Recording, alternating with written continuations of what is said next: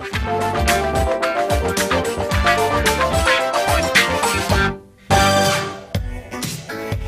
gente, muito boa tarde. Estamos chegando para todo o Brasil pela TV e também pela internet com A Tarde é Show. Obrigada a você que está todo dia aí conosco. Nós estamos recebendo também hoje, gente, o nosso coach Carlos Florencio. Tudo bem, Carlos? Ótimo. Muito boa tarde, obrigada por ter vindo mais uma vez, viu? Prazer. Nós vamos falar sobre um assunto muito importante, que é como lidar com as perdas. É muito difícil a gente lidar, né? Saber lidar com qualquer perda na nossa vida. Eu sempre digo que a gente não está preparado para a morte, a gente não está preparado para essas decepções, frustrações. E pode ser perda, sei lá, de um emprego, de um trabalho, de um namorado, de um casamento de muitos anos, né? E nem precisa ser uma perda de morte. Às vezes um filho que passa a morar fora, vai para outro país e você vai encontrar esse filho só a cada 3 anos. Existem muitos tipos de perdas, né, Carlos? A perda faz parte da vida, eu acho, né? Porque a única coisa eterna, eu digo, que na nossa existência somos nós mesmos. Tudo vai e vem. E temos que saber trabalhar o apego e o desapego quando necessário, né? Se a pessoa, o sofrimento está muito ligado à demora em se desapegar de uma determinada situação. Quanto mais rápido você conseguir desapegar de uma situação que de repente não é mais presente na sua vida, menos sofrimento você vai ter. Saber lidar com isso é uma habilidade, um talento daqueles que conseguem desapegar com maior facilidade. E temos algumas dicas também para tudo isso, claro, e daqui a pouco serão dadas por ele para você que está nos assistindo aí, viu? Isso. Vamos provar? Quem vai vir provar comigo hoje? Ô, Carlos Florencio, vem cá. Você é um cara que tem um gosto muito apurado. E eu acho que vai ser ótimo você provar conosco. Vem cá, pode vir. Você viu que prato bonito? Então a gente vai experimentar e vai mergulhar aqui. Vai passar embaixo da mesa? Você sabe cozinhar, Carlos? É, alguma coisa, eu gosto. Mas não é mais por prazer mesmo. Por hobby, né? Do que qualquer outra é coisa. Profissional, né? Sim, ele é fera, o nosso chefe italiano aqui, ó. Bom, E aí? ó, talher pra você, pra mim. Esse aqui é o meu? Não, esse aqui. Pega um pouquinho daí, eu pego daqui, ó. É porque só pode um pedacinho mesmo, viu? Você pode depois, eu não. Não, nós podemos, ainda podemos. Né? Não, mas eu não posso, que eu tenho que continuar o programa mesmo. Vamos ver. Muito gostoso. Nossa. Uma massa muito fresquinha. Esse tomatinho é um brinco na culinária, né? Ele estava dizendo que depois do tomate cereja, ele nunca mais usou outro. E também a rúcula, dá uma amargor interessante. Em Nápoles tem muito, né? Sim. Desse tipo de tomate. Eu gostei muito quando eu estive lá. Você conhece a Itália? Sim. Que lugares? Todos, Deixa eu provar o praticamente. salmão. Você gosta de lá? Adoro a Itália. Eu tenho um pouquinho de sangue italiano também, né? Com alemão, né? Então, nós brasileiros somos umas misturas, né? Nossa, o salmão tá uma delícia também. Muito gostoso. Amei, gente. Pode ir pro intervalo, diretor? É pra acabar de comer direitinho? Ah, vou te dar um presente depois disso. Pode continuar, vocês fazem um intervalo, assim a gente... A gente faz um retoma o intervalo pra gente continuar aqui, né? Então, obrigado. Muito prazer. Gostamos, né, Carlos? Tá bom. Carlos, que é o coach, que daqui a pouquinho vai estar com a gente aqui na próxima pauta, viu? Intervalo, te espero, até já.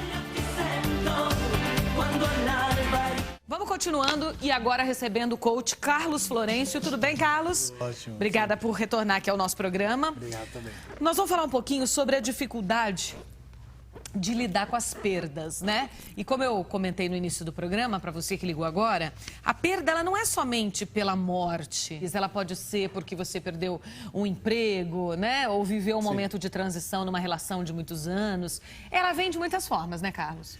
Acho que basicamente as piores perdas são a perda da motivação, a perda da vontade de adquirir as coisas, de ter as coisas, né? Porque nós nos movimentamos por desejo, por prazeres, por necessidades, por intenções. E é esse impulso iniciático que te leva a estabelecer relações e, a partir daí, você cria vínculos emocionais e, a partir desses vínculos emocionais, essas relações que você estabelece, elas acabam fazendo parte da sua realidade. E aí, quando elas saem repentinamente da sua vida, você vai, então, sofrer com a perda disso. Né? Então, saber metabolizar essa perda, essa adrenalina, né? essa emoção de repente, ter uma coisa que de uma hora para outra vai deixar de sair da sua vida. Então, Eu acho que as coisas... Você perde uma rotina. A gente fala muito isso de relacionamento. Quando a gente termina um namoro de muitos anos, ou um casamento, que seja, você diz assim, não é só aquela pessoa. Você corta um vínculo com a família daquela pessoa que era em algum momento a tua, com os amigos daquela pessoa, uma rotina que existia. Filme, é uma novela. Não adianta falar, não, gente, mas fica tudo bem, continua amigo. Continua, mas não é a mesma coisa. Você não vai ficar saindo com a sua ex-cunhada todo dia como você saía anteriormente. Quer dizer, quebra muita coisa, né? Porque quando você cria uma relação com uma pessoa, você cria uma conexão. E ao criar uma conexão com aquela pessoa, você vai se conectar com todo o universo que engloba aquela pessoa. No momento que você se desconecta com ela, você automaticamente também perde a conexão com aquilo que faz parte da vida dela, né? Então aí é normal que isso surja, ou seja, você já terminou por algum motivo, e se o motivo que você terminou foi um motivo que te gerou mágoa, ou decepção, ou raiva, aí estar em contato com as pessoas que fazem parte daquela pessoa é relembrar os motivos pelos quais levaram você àquela ruptura ou àquela perda. E às vezes as pessoas preferem não ter essa experiência. Então, para não ter essa experiência, elas preferem evitar em manter o contato com aquilo com que envolvia aquele universo daquela pessoa, né? Mas todos nós vamos viver esse processo de apego, desapego, de unir, de integrar, de desintegrar, né? De romper, de estabelecer algum tipo de vínculo na vida. Eu digo que só nós somos eternos na nossa existência. As pessoas, elas vão vir e elas vão ir. Elas têm sempre um tempo na nossa vida, né? Numa dinâmica que eu ensino às pessoas sobre o amor, eu digo que aprender a amar é você, de fato, viver o momento presente como sendo o último. Porque você não vai viver mais um dia com uma pessoa. Você está sempre vivendo menos um dia com uma pessoa. Porque essa pessoa, ela vai sair da sua vida uma hora. Se você viver com essa pessoa pensando que aquele pode ser o último dia, aquele dia vai ser especial. Se você achar que é mais um dia, amanhã de repente eu digo para ela que eu amo, depois da manhã talvez eu leve ela para passear. Mas se de repente você não tiver o amanhã ou depois da manhã, então quem sabe você faz tudo hoje, porque de repente hoje pode ser a tua última hipótese, não é? Então eu acho que uma das coisas que faz parte da energia do apego, que é o amor, né, nas relações, é nós de fato percebermos isso. Que as pessoas, elas estão sempre menos um dia na nossa vida. Aí a gente começa a valorizar muito mais as coisas. Eu acho que mais do que perder uma pessoa ou perder um objeto, algo que emocionalmente você está envolvido, é muito mais dramático quando você perde a vontade de viver. A vontade de ter as coisas. Muita gente perde a vontade de viver a partir de uma morte, por exemplo, né? Porque às vezes ela nutria o sentido da minha vida estar com aquela pessoa. Né? Então é assim, tem algumas pessoas que eu pergunto assim, você tem saudade daquela pessoa que você terminou aquele relacionamento ou você tem saudade daquilo que ela te proporcionava? É dela que você tem saudade ou daquilo que ela te proporcionava?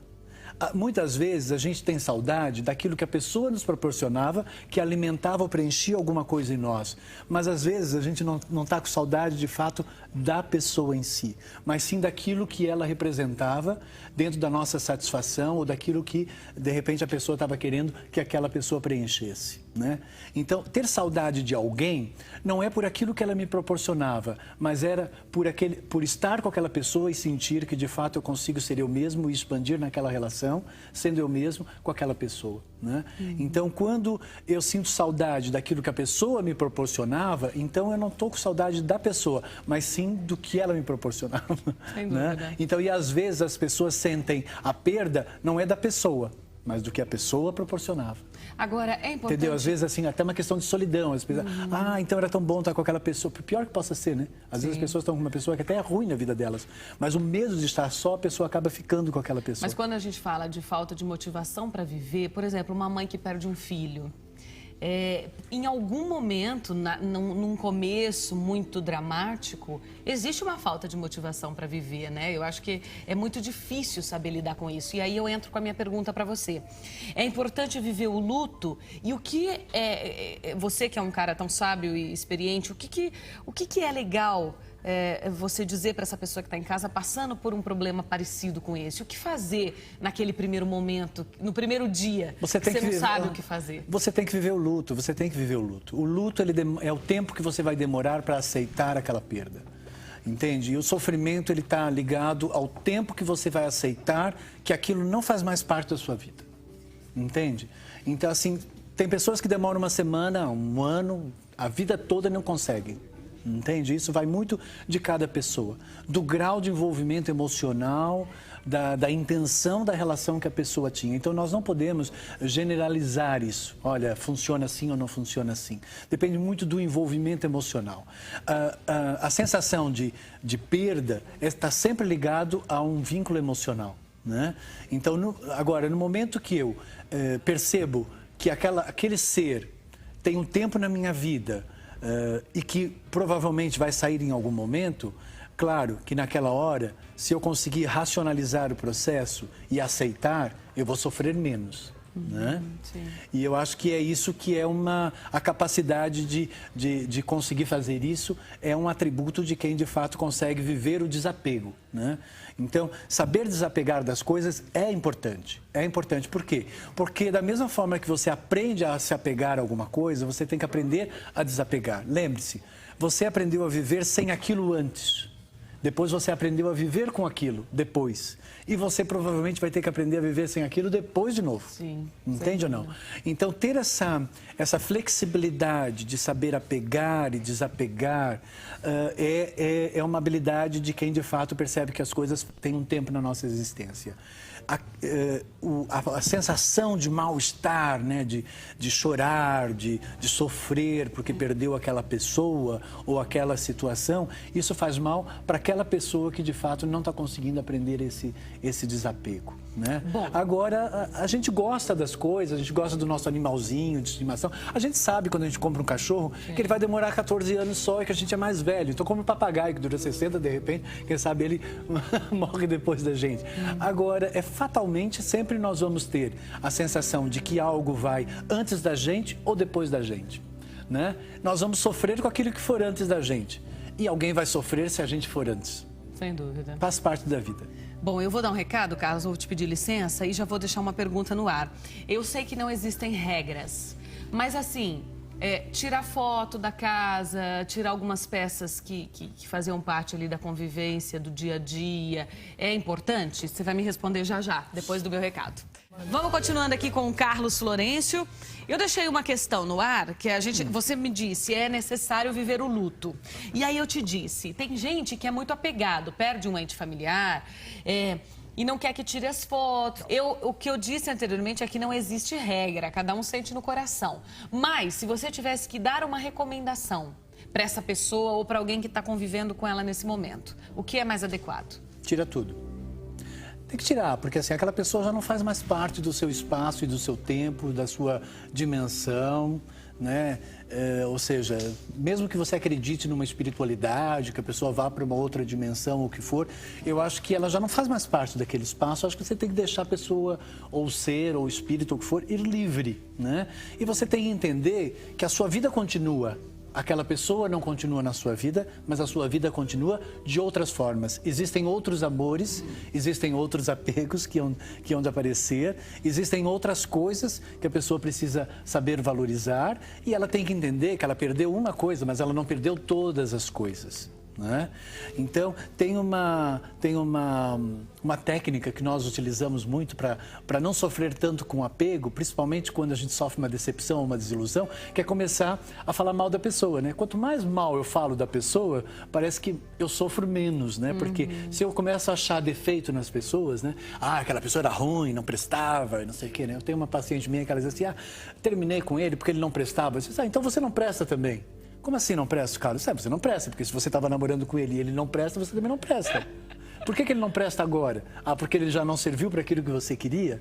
Então, assim, não é que as pessoas não prestam ou não servem. Às vezes a gente gosta de dizer que as pessoas não prestam ou não servem para a gente se sentir melhor com a perda. Porque a gente não quer admitir que, de repente, a gente falhou em algum aspecto, entende? Sim. E a gente sabe que quando há uma ruptura ou uma perda num determinado relacionamento, se faz parte de você, você é responsável por aquilo. Você é culpado? Não, você pode não ser culpado. Mas responsável você é sempre, porque isso envolve a sua vida, faz parte de você. Então, o apego e o desapego, essa questão de saber, de fato, liberar o processo, é muito importante na vida. Porque senão você vai sofrer fatalmente e o tempo do sofrimento é o tempo que você vai dizer assim, ok, acabou, não faz parte da minha realidade, eu aceito que não faz parte da minha realidade e eu agora vou ingressar num outro processo, numa outra vivência, numa outra relação, e é isso. Então, é importante que saiba realmente fazer isso. Agora, se você tem dentro da sua casa fotografias, você tem roupas da pessoa, isso tudo está impregnado com a energia daquela pessoa. Quer dizer, cada vez que você pegar naquilo, você vai lembrar daquela pessoa. Sim. E às vezes nem precisa disso. Tem pessoas que às vezes sentam no sofá e começam a pensar em tudo aquilo que viveu com a pessoa. Porque nós temos na memória as imagens, das referências, das experiências que se viveu. E as pessoas têm a mania, às vezes, de ficar acessando essas imagens e começam a chorar, e começam a melodramatizar. E aí, às vezes, num acontecimento do Natal, que já passou 5 anos ou 6 anos, lembra daquilo. Então, quer dizer, isso tudo gera um sofrimento, porque a imagem, nós guardamos essas imagens de referência daquilo que nós amamos e quando a gente perde, nós acessamos essa imagem e atrelado a essa imagem, nós temos os sentimentos e as emoções. Então, quando você lembra daquela pessoa, automaticamente você libera aquela emoção como se você estivesse vivendo de novo aquele processo. Isso não é muito bom energeticamente, nem psicologicamente, porque você pode fazer com que essa manifestação constante possa contribuir aqui para doenças psicossomáticas. Então, é importante que você saiba, de fato, desapegar daquilo que não faz parte da sua vida no momento presente. E o isolamento? Como assim? Tem pessoas que se isolam, né, quando acontece uma coisa assim. Não querem sair. Mas é aquilo que eu falei, a perda da vontade de viver, não vou mais me relacionar, porque sofri ali, apanhei lá, não sei o quê, eu não vou querer mais. Que os parentes, os amigos, as pessoas que cercam esta pessoa comecem a perceber, né, que é uma pessoa que saía muito, começa a ficar só dentro de casa, não quer mais sair, não quer mais fazer programas, perde a vontade de cozinhar, de fazer coisas que ela gostava no seu dia a dia. Tem pessoas que quando elas sofrem uma perda, elas não conseguem nem comer. E aí, quem está perto faz o quê? Olha, você tem que tentar entusiasmar essa pessoa, mas não existe um botão, querida. É isso, não existe um botão que a gente aperta, a pessoa de repente, pum, esqueceu, liberou e aceitou. Sim. Ela tem um processo dela, depende muito de cada pessoa, depende do vínculo emocional que ela tinha. Por exemplo, se ela era muito dependente daquela segurança, se ela usava aquela pessoa para preencher o seu vazio emocional, se ela usava aquela pessoa para ela se sentir acompanhada, claro que no momento que aquela pessoa sai, a pessoa vai deparar com o vazio que ela já tinha antes. E aí ela vai ter que lidar com aquele vazio. Né? Então é assim, eu acho que quando nós vivemos uma situação de plenitude com alguém, quando essa pessoa sai, porque ela vai sair, né? Você continua pleno com a tua existência. Agora, quando a pessoa sai, você sente um vazio, você volta a sentir uma solidão ou um sentimento muito triste, então significa que aquela pessoa, de repente, ela estava preenchendo alguma coisa em você e que você agora não sabe manter. Então aí nós temos uma relação aqui por deficiência, né? Então tem que tomar um pouquinho de cuidado com relação a isso. Eu acho que sempre nós temos que preservar a nossa autoestima e nosso bem-estar. E faz parte da vida saber metabolizar e liberar esses processos que já não se fazem mais presentes no momento presente. Como trabalhar? Você falou a palavra autoestima. Como trabalhar a autoestima de uma pessoa que foi mandada embora do emprego, por exemplo? Um emprego de muitos anos, onde ela se dedicou muito, né? Se dedicou a vida toda. Você vai me responder também, mas é já, depois do recado que a gente vai dar, viu? Vamos continuando aqui com o Carlos Florencio. Carlos, a gente falou um pouquinho de autoestima, né? Estamos dissecando esse tema, né? Estamos acabando com ele, né? Todas as perdas, né? Precisa, né? Então, mas esse tema que você falou, de repente você trabalhar, basicamente você se torna uma pessoa produtiva. E vai chegar uma hora que você vai se aposentar e você perde o trabalho. Ou às vezes você é mandado embora. Ou você é mandado embora da noite para o dia. O que mais tem mexe muito com a autoestima. Porque às vezes você se dedica, passa uma vida num trabalho, chega uma pessoa que não tem nada a ver e, sei lá, entra no teu lugar. Eu acho que mexe muito com a cabeça da pessoa, tem que estar muito preparado. Nós não estamos preparados para rejeição. É verdade. Nós não estamos preparados para rejeição. Embora na nossa sociedade a gente sofra muito mais com a rejeição do que propriamente com a aceitação. Sim. Mas ninguém gosta da rejeição. Ninguém gosta de sentir que de repente não tem valor, que não é útil. Né? Eu acho que todos nós de fato nos sentimos bem quando a gente se... tem algumas exceções, né? Mas normalmente as pessoas que são produtivas, proativas, elas se sentem bem sendo úteis a alguma coisa, a alguma causa, né? O trabalho dignifica o homem, né? Então, quando você se sente útil de alguma forma, não importa no quê, se você é uma boa mãe, você é útil como mãe, útil como esposa, útil como um profissional, você tem que se sentir útil em alguma coisa, porque isso dignifica o ser humano. No momento que, de repente, você sofre uma ruptura, uma perda, tudo aquilo que você valorizava, o valor que você tinha conectado àquela profissão, àquele trabalho que você fazia, de repente ela perde, você fica sem aquela conexão. Sim. Então, é esta ausência dessa conexão. E aí você fica à deriva, você não sabe onde é que você vai conectar. Até que você consiga um outro trabalho ou uma outra situação, você vive um momento que é chamado de instabilidade e de insegurança, porque você não sabe no que você vai se conectar e o que vai acontecer no próximo futuro. Ou seja, no que você vai se conectar novamente e estabelecer uma nova relação, que provavelmente, futuramente, talvez novamente se desconecte novamente. Né? Então, isso faz parte. Só que nós não fomos educados e não fomos instruídos a saber, de fato, lidar com essas rupturas que se fazem presente. Se você é um profissional e você trabalha numa determinada empresa, você foi contratado para exercer um determinado serviço. No momento que você não é mais útil para aquela empresa, ela vai te substituir. Entende? Ou seja, você só está lá enquanto você é necessário. Num relacionamento é a mesma coisa. No momento que você está num relacionamento e aquela pessoa já não exerce mais aquilo que sustenta um relacionamento, vai haver uma ruptura. Então, assim, as conexões das relações, elas têm a ver sempre com um sentido de alguma coisa que se estabelece. Existe um interesse ali. Né? E existe uma satisfação de ambas as partes, né? Ou não, dependendo se você está numa situação apenas para suprir alguma coisa em você. Então, saber lidar com uma ruptura de um relacionamento, como uma perda de um trabalho, como uma perda de um ente querido, como a perda da vontade de viver, porque de repente aquilo que você se devotava foi retirado da sua vida, faz parte do ser humano em saber lidar com isso. Não faz parte, eu acho, da nossa natureza, é a gente sofrer. Eu acho que sofrimento não faz parte, né? Eu acho que o sofrimento é a incompreensão da aceitação do que a vida está te proporcionando naquele momento. Então você sofre porque você não aceita. Né? E eu acho que faz parte da gente ter que saber aceitar, sabe? Mas eu acho que essa é a parte mais difícil. É difícil, porque a gente está ali atrelado emocionalmente, aquilo ali sustenta a gente de alguma forma, sabe? E nos dá uma sensação de bem-estar, de cumplicidade, de não estar só, né? É triste, mas faz parte.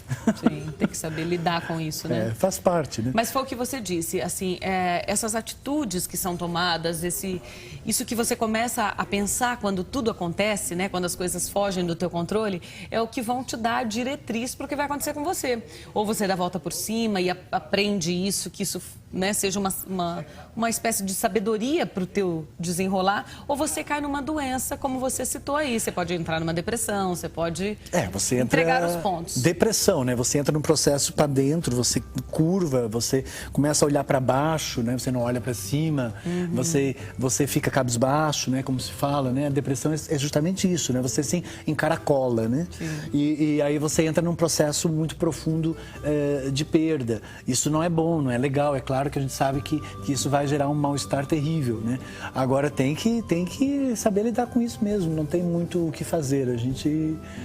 faz parte da vida a gente saber perder e saber ganhar, né? Aceitação, acho que é a palavra de ordem. Eu digo sempre que a gente nunca perde nada na vida, sabe, Amanda?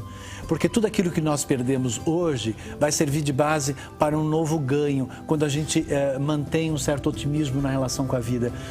Quando você perde um trabalho aqui, significa que você fechou fechou um ciclo e que você tem um novo ciclo para começar. Não significa que a vida terminou naquele momento daquela ruptura. Quando você perde um ente querido, não significa que ali terminou a tua existência. Não, terminou a tua existência na relação com aquela pessoa, mas a tua existência continua porque você continua existindo.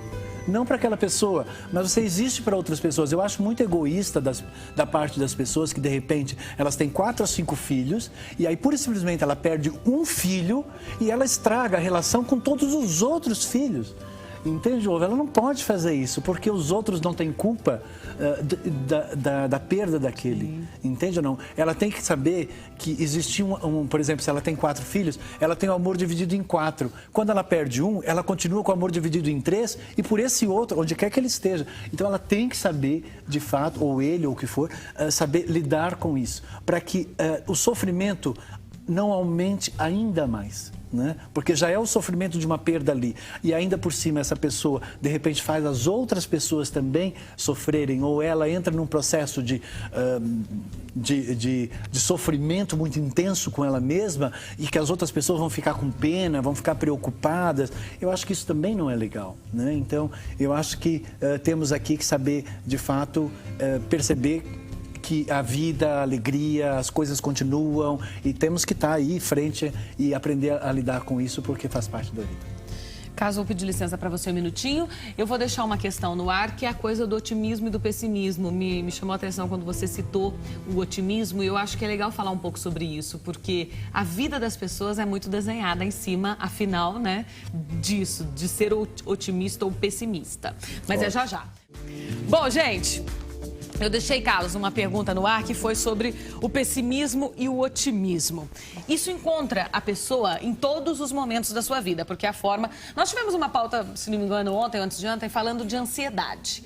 E a gente chegou à conclusão de que as pessoas, a ansiedade tem uma relação bem direta com a negatividade. Porque a pessoa fica, ai meu Deus, será que vai dar certo? Será que eu vou chegar lá e a pessoa vai estar me esperando? Será que eu vou conseguir entrar? Será que não sei o que lá? Fica um monte de será que puxa um pouco de negatividade. Porque se a pessoa é bem positiva, bem serena, ela vai falar, não, vai dar certo, tô indo, é isso e tal. Parece que ela essa positividade corta um pouco dessa ansiedade negativa. Depende um pouco. A ansiedade é sempre uma perda do espaço e do tempo que você está. Um ansioso, ele nunca está no presente, ele está sempre para frente. Verdade. Né? Ele está sempre que na manhã. Vai dar certo. Né? Ele está lá na ânsia, né, de alguma coisa. E o ansioso, ele é insatisfeito. Ele está insatisfeito e ele anseia por alguma coisa para se sentir satisfeito e aí ele cria uma expectativa de que ele vai conseguir aquilo para suprir aquilo que ele anseia. E ele se perde lindamente aí se ele não souber lidar emocionalmente com esse processo, né? Então ele pode se descontrolar aí. Aí o que acontece? No momento que aquilo que ele ansiou ou aquilo que ele, de uma forma otimista, manifestou, não venha a se constituir como um fato, ele vai sofrer aqui com a decepção. E aí ele vai saber lidar com esta decepção, que também é uma outra perda, né? Toda vez que eu me decepciono com alguma coisa, é porque eu acabei de perder a hipótese de que eu achei, daquilo que eu achava que ia dar certo. Então, isso também é uma perda, né? Então, assim,